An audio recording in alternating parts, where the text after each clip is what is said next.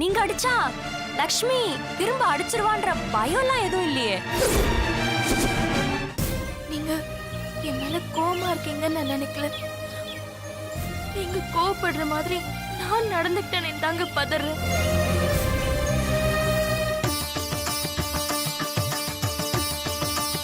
நீ வசந்த் மேல வைக்கிற பாசம் சந்தோஷுக்கும் உனக்குமான காதலை அது பாதிச்சிடக்கூடாது. யோசிச்சுக்குமா.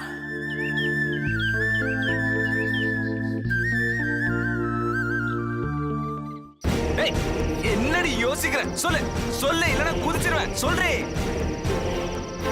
எல்லாத்துக்கும் காரணம் அந்த செந்தில் வேல்ங்க.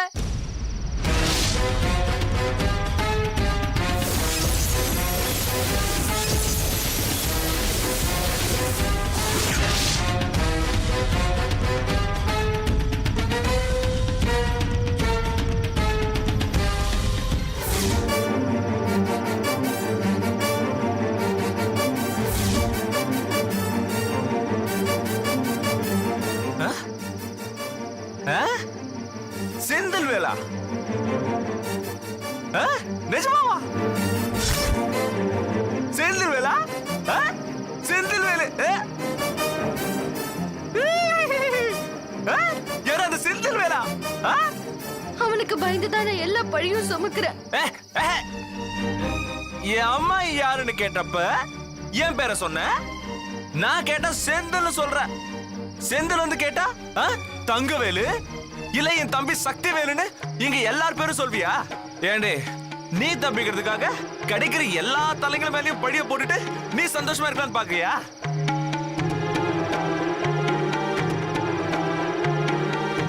பணத்துக்காக என்ன வேணாலும் பண்ணுவியா? என்ன வேணாலும் பண்ணுவியா? லட்சுமி, நீ நீ நீ என் லட்சுமி இல்லடி. பாரு, உன்னை பார்த்தா எனக்கு அப்படியே இங்க இருந்து குதிச்சு சாகலான் போல இருக்குடி. ஏங்க இப்படி பண்றீங்க? உனக்கு பேசுற யோகியதை இல்ல, பேசாத. நான் உண்மையை சொல்லும் போது ஏன் நம்ப மாட்டேங்கிறீங்க? உண்மை. நீ சொல்றது உண்மையான உண்மையா இல்ல பொய்யான உண்மையான்னு எனக்கு தெரியும்டி. எல்லாம் பொய் பொய் பொய் பொய் பொய். நீதான் பொய்டி, பொய். சரி, நான் பொய்யாவே இருந்துட்டு போறேன். எதுவா இருந்தாலும் காலையில பேசிக்கலாம். நீங்க கீழே வாங்கன்னு சொல்றேன்ல. நான் இறங்க மாட்டேன்டி. நீ போ. ப்ளீஸ்ங்க. நான் இப்ப நீ இங்க இருந்து போலன்னா நான் குதிச்சிருவேன். வேணாம் வேணாம். குதிச்சிருவேன். போடி. இந்த குடும்பத்தை அழிக்க நினைக்கிறல்ல, பாத்துக்கிறேன். நீ நல்லா இருக்க மாட்டேடி, நல்லாவே இருக்க மாட்ட.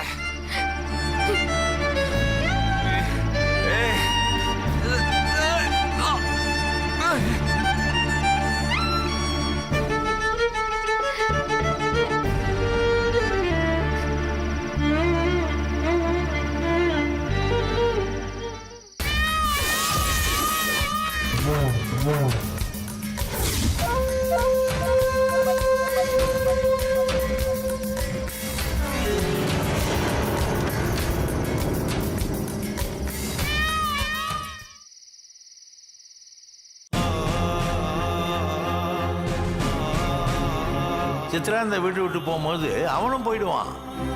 இன்னொருத்தர் குழந்தை மேல அளவுக்கு அதிகமா அன்பு வைக்கிறது சரியில்லை. உனக்கும் சந்தோஷக்கும் இடையில அவன் வர வேண்டாம். எனக்கு அது புரியுது மாமா.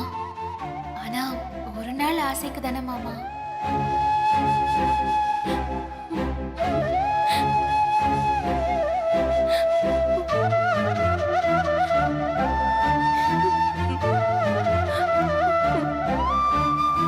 சித்ரா,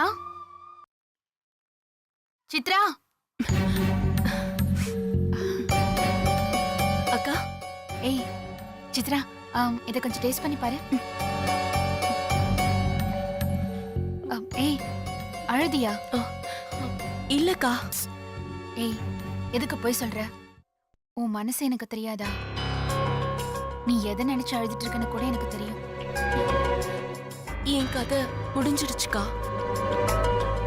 நான் இப்ப கவலைப்படுறதெல்லாம் வசந்துக்காக தான். என்ன உன் கதை முடிஞ்சிருச்சு? நீ இன்னும் வாழவே ஆரம்பிக்கல, அதுக்குள்ள எல்லாத்தையும் ஆண்டு அனுபவிச்ச அரைக்கழுவி மாதிரி பேசுற. நீ இப்போ உன்னை பத்தியோ இல்ல வசந்த பத்தியோ கவலைப்பட வேண்டாம். உன்னை ஏமாத்திட்டு ஒளிஞ்சிட்டு திரியறானே, அவனை பத்தி மட்டும் கவலைப்பட. அவன் மட்டும் என் கையில மாட்டினதுக்கு அப்புறம் நான் கேக்குற ஒவ்வொரு கேள்விக்கும் 100 தடவை அவன் தூக்குல தொங்கணும். இதே ஊர்ல இருந்துகிட்டு என் கண்ணுல மாட்டாம போயிட மாட்டான் சித்ரா. என்னை ஏமாத்திட்டாருன்ற கோவம் எனக்கும் இருக்கு. ஆனா அவர் எந்த சூழ்நிலையில இருக்காரோ பாவம். பாவமா? இந்த மாதிரி ஆளுங்க கிட்ட கருணை எல்லாம் காட்டக்கூடாது. தப்பு செஞ்சுட்டு சூழ்நிலைய காரணம் காட்டினா ஐயோ பாவன்னு விட்டுற முடியுமா? அவன் உன்னை ஏத்துக்கணும். அதுக்கு முன்னாடி உன் கால்ல விழுந்து மன்னிப்பு கேட்கணும். என்னை ஏமாத்தினவருக்கு இப்போ ஒரு அழகான குடும்பம் இருந்து அன்பான மனைவியும் இருந்தா அப்பவும் என்னை ஏத்துக்கோங்கன்னு அவர் முன்னாடி போய் நிக்க முடியுமாக்கா? இல்ல மன்னிப்பு கேட்டா போதுங்கிற மன நிறைவோட நான் இருந்த இடத்துக்கே திரும்பவும் போயிடணுமாக்கா?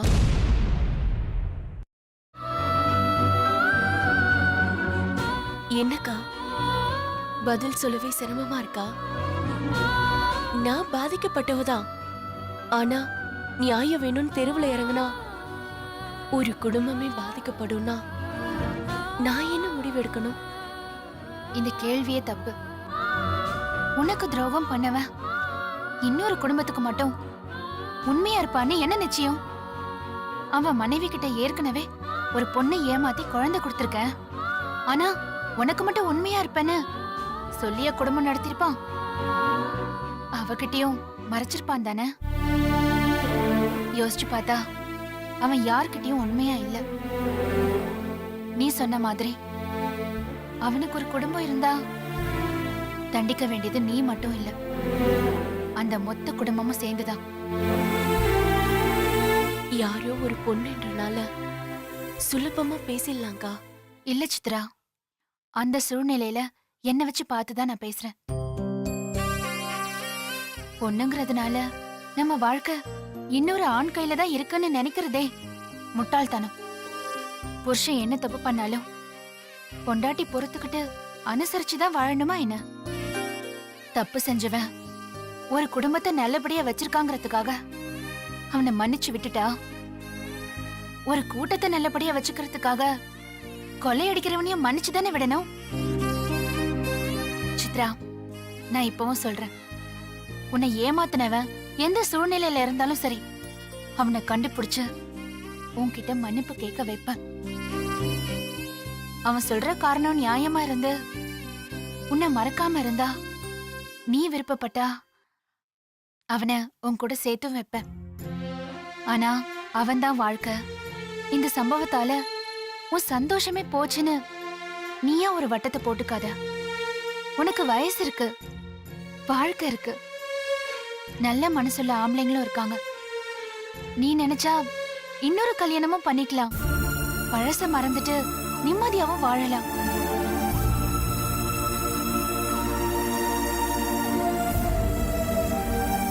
என்ன சித்ரா, அப்படி திகச்சு போய் நிக்கிற?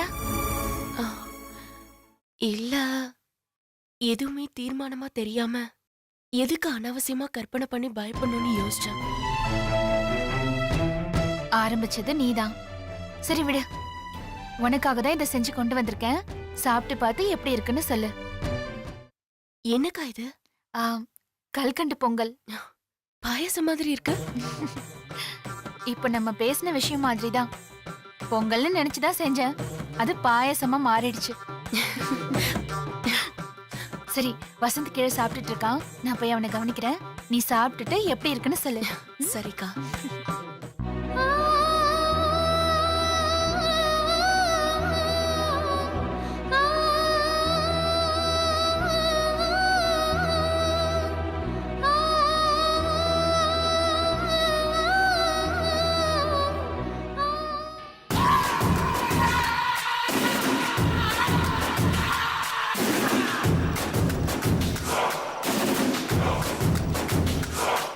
உன்கிட்ட என்ன பண்ண சொன்ன? நீ என்ன பண்ணிட்டு வந்திருக்க? நீ சொல்றது எல்லாத்தையும் நான் ஏன் செய்யணும்? ஏதோ வித்தியாசம் தெரியுதே. ஆ? ஓ, உன் புருஷன் வெற்றி குடிக்கிற அளவுக்கு போயிட்டாங்கிற கோவமோ? ஒண்ணும் புரியலையே. என்ன ஆயிருக்கும்?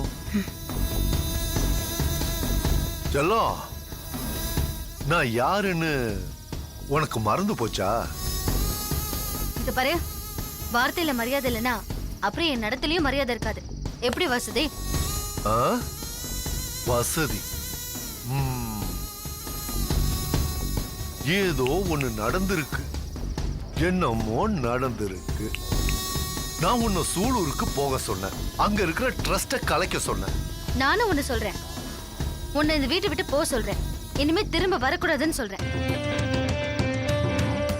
பிடி கொடுக்காம பேசிட்டு இருக்கியே, இதுக்கு என்ன அர்த்தம்னு தெரிஞ்சுக்கலாமா? உன்னோட விளையாட்டெல்லாம் ஒரு முடிவுக்கு வந்துருச்சுன்னு அர்த்தம். ஆ, ம்ஹும். தப்பு தப்பு. எங்கேயோ தப்பு நடந்திருக்கு. என்னமோ தப்பு நடந்திருக்கு. அதோட தைரியத்துல தான் நீ வெற்றி கிட்ட உண்மையை சொல்லிடலான்னு முடிவெடுத்திருக்க. தப்பு லக்ஷ்மி, தப்பு. உனக்கு தெரிய வேண்டிய உண்மையில இன்னும் கொஞ்சம் மிச்சம் இருக்கு செந்தில். ஏய், இந்த வீட்ல ஏதாவது பெருசா பிரச்சனையை கிளப்பி விடணும்னு எதிர்பார்க்கறியா? செய்யட்டுமா? செய்யட்டுமா? தாராளமா செய். அதுக்கு முன்னாடி வழக்கமா என்ன ஒரு இடத்துக்கு வர சொல்லுவியே, அந்த இடத்துக்கு காலையில மறக்காம வந்துரு. உனக்கு ஒரு ஆச்சரியம் காத்திருக்கு. ஆ, அதுக்கு முன்னாடி அவசரப்பட்டு ஏதாவது பண்ண நினைச்சேன்னு வச்சுக்கோ, பாதிப்பு உனக்குதான்.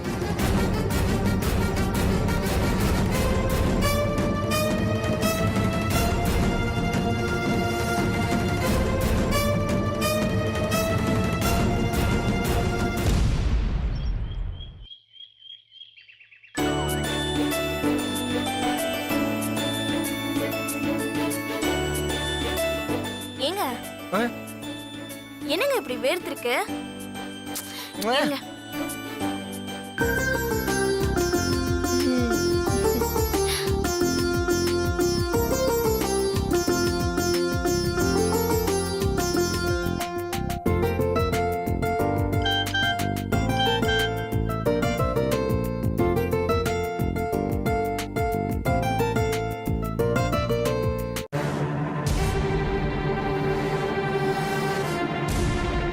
இங்க பாருங்க, அந்த அருள மெசேஜ் அனுப்பிச்சிருக்கான்.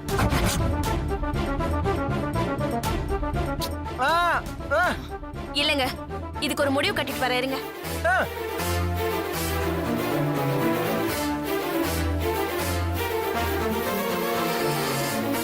அண்ணி,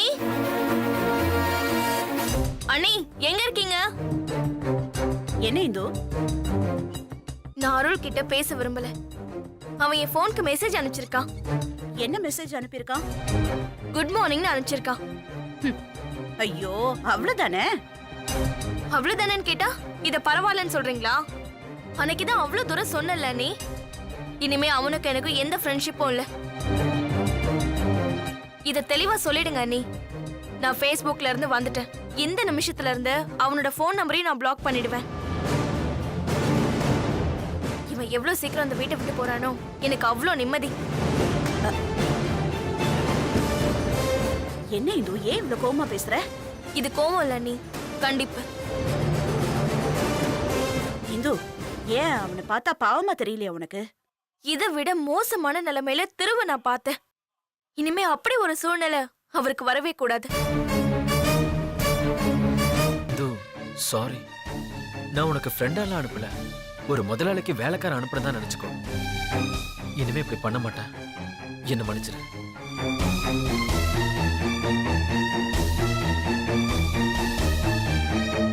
இந்து, உன்னை என்னால புரிஞ்சுக்கவே முடியல. அவன் பாரு, அவன் பாவம். அவனை பார்த்து உன் மனசு கஷ்டப்படல? உண்மையை சொல்லணும்னா இப்பதான் நான் ரொம்ப சந்தோஷமா இருக்கேன். நீ உங்ககிட்ட ஒரு விஷயத்த நான் சொல்லவே இல்லை. நானும் அவரும் ராசி ஆயிட்டோம். அப்படியா? அது எப்போ? நேத்து திருவாதிரைக்கு அவரை நான் மஞ்ச கயிறு கட்ட வைக்க தனியா கூட்டிட்டு போய் நான் பேசினேன். நான் அவரை எவ்வளவு விரும்புறேன், எனக்கும் அவருக்கும் நடுவுல என்ன பிரச்சனை, எல்லாத்தையும் உடைச்சு பேசினேன். ஓ, அப்போ அவன் மாறிட்டானா? ஆமா நீ. இல்லம்மா, என் தம்பி ரொம்ப பிடிவாதக்காரன். இந்த ஆம்பளைங்க மனசு அவ்வளவு சீக்கிரமா மாறாது. இந்து, அவன் நடிக்க போறான், பாத்துக்க. நடிப்பா. அவர் என்கிட்ட நடிக்க வேண்டிய அவசியம் எதுவுமே இல்ல நீ. அவருக்கு என் மேல எப்பவுமே சந்தேகம் இல்ல, பயம்தான். அந்த பயத்தை போக்க வேண்டியது என் கடமை தானே, அதை தான் நான் செஞ்சேன். அவ்வளவுதானே இந்து. சரி விடு, அவன் உன்னை புரிஞ்சுக்கிட்டால, இனிமே எந்த பிரச்சனையும் இல்ல. டேய், இங்கதான் இருக்கியா நீ?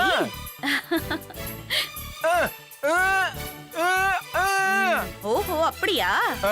சரி, என்ன உங்க 2 பேரையும் பார்த்தா ஏதோ வெளியில கிளம்பிட்ட மாதிரி இருக்கு. சும்மா 2 பேரும் கோயம்புத்தூர் வரைக்கும் போயிட்டு வரலான்னு. ஓ, சரி சரி சரி.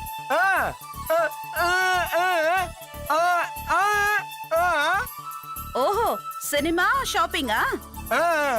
சந்தோஷம், போயிட்டு வாங்க. இருங்க இருங்க, ஹேண்ட்பேக் எடுத்துட்டு வந்துடுறேன். நீங்க போய் வண்டி எடுங்க. பாத்துடா.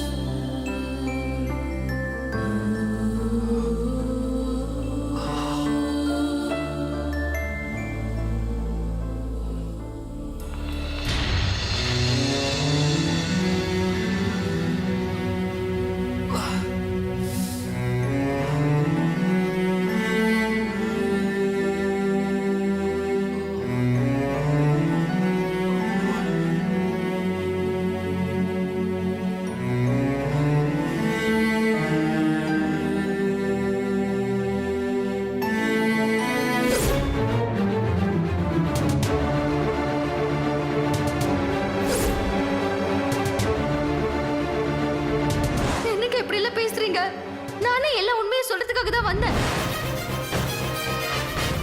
நடந்த தப்பு எல்லாத்துக்கும் என்னோட பயம் தான் காரணம். எதுவா இருந்தாலும் காலையில பேசிக்கலாம், நீங்க கீழே வாங்கன்னு சொல்றேன்ல.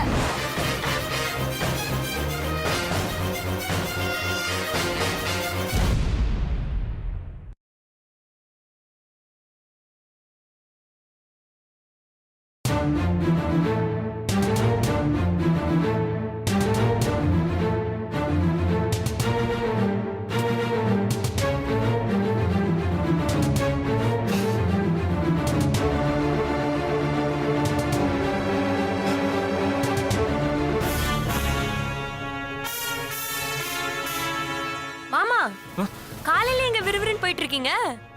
நீ லக்ஷ்மியை பாத்தியா? ஓ, உங்க பொண்டாட்டியா? நான் பார்க்கலையே. அங்கெல்லாம் இருக்க வாய்ப்பில்ல மாமா, நான் அங்கிருந்தா வரேன். ஆமா, கை சரியாயிடுச்சா? காலையில தான் கட்டி பிடிச்சேன். நீங்க இன்னொரு தடவை கூட என்ன தள்ளி விடலாம். நான் ஒரு அக்கறையில தான் கேட்டேன். நான் ஒரு ஐடியாவுக்கு தான் சொன்னேன். உன்கிட்ட போய் கேட்டேன் பாரு.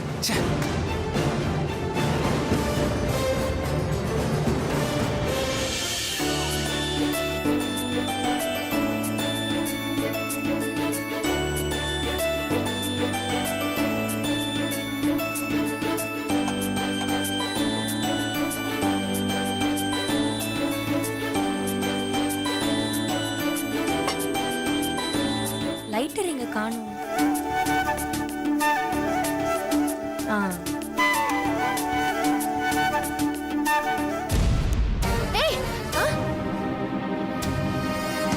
ஏன் லைட்டரை தட்டி விட்டுறதோட நிறுத்திட்ட? என்ன அடிக்கணும் தோணுச்சுனா கூட அடி. உன் புருஷனை வெறுப்பேத்தினேன்னு தானே இப்படி பண்ற?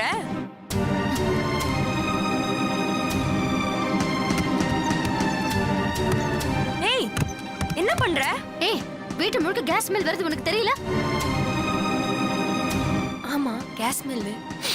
மனசு முழுக்க யார அடிக்கலாம் யார கவுக்கலான்னு கணக்கு போட்டுக்கிட்டே இருந்தேன்னு வச்சுக்கோ, நம்ம காலுக்கு கீழே இருக்கிற குடி கூட நம்ம கணக்கு தெரியாது.